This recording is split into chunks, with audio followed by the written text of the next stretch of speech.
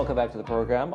Republican Club has a great guest soon, and Pat Mincone's joining us to tell us all about it. Yeah. You guys got the sheriff coming in. That's kind of a big deal. You guys excited about it? It is a big deal for us, Michael, and I know a lot of people are excited about it. We had him 2 years ago. We try to get him every couple of years to give us an update. He is such an amazing, impressive man. Well, anybody who becomes a sheriff of any large county, obviously Orange County, 3 million people these days, has to really have some vast experience in law enforcement and really come up. He's come up through the ranks, right? He has. He's held every role there is to hold in the sheriff's department. Yes. Now, why is it that you think that is important for folks here in Laguna Woods Village to hear from the sheriff in terms of what kind of messages he's going to be delivering for you guys? Well, I think every year is different. Right now, we have a lot of issues going on. First of all, he holds many roles, but his goal is to protect schools, fight crime. We have the largest jail, one of the largest jails in the nation. So his goal, I know what he said last time, and I know he said it before, is he wants to, prevent recidivism. Yeah, and that's a challenge because I know the Orange County jails have been impacted in terms of their population. There's overcrowding there has been a real problem for many, many years, not just under his tenure, but others before, right? Yes. And so that ability to kind of convert career criminals or something like that, or people who are repeat offenders into people who can integrate back into society would be a benefit for the community and the jail system. Yes, exactly.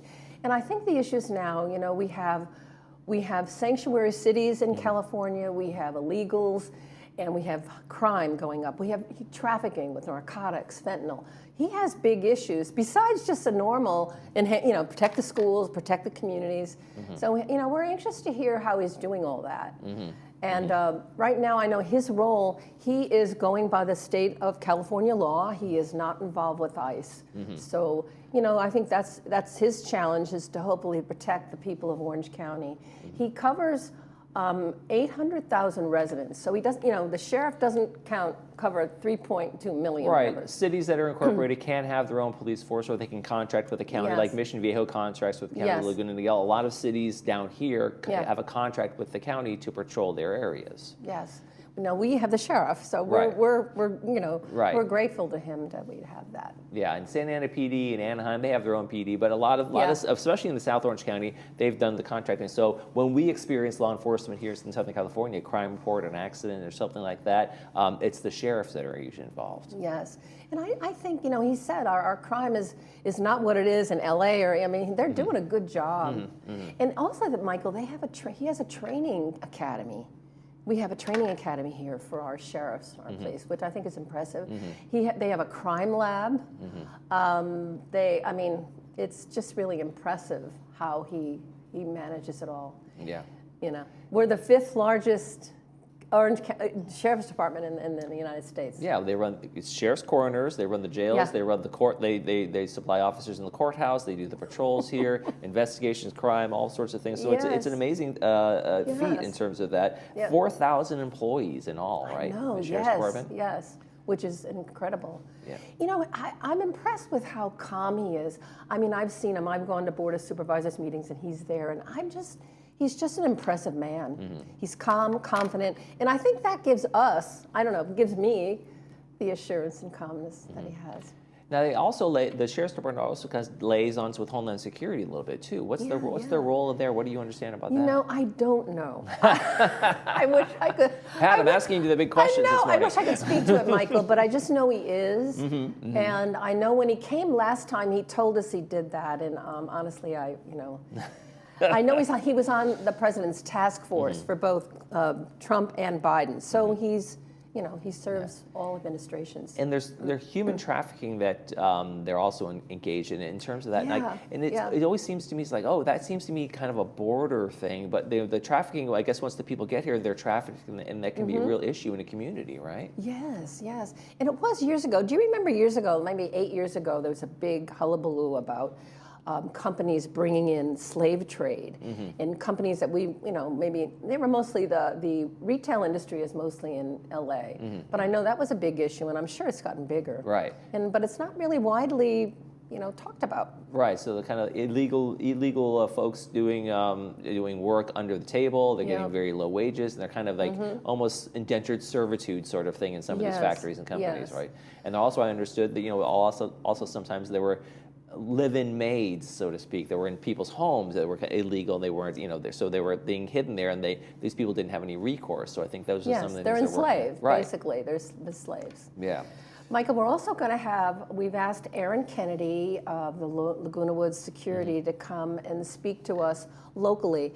At our meetings, our keynote covers a lot of the national and bigger news, but after lunch we like to spotlight local things. So we want to find out how our Laguna Woods Security is doing, and they're going to come and give us some updates. Yeah, I did a ride along with security a little while back, and it was really a great experience in terms of what they do and the service they provide and how they kind of keep the streets safe and go in and deal with some of the issues that happen in the community. That's really neat. Did you do that in Laguna Woods? I did it right here in Laguna, with our security officers. We can do that. Oh, that's good to know.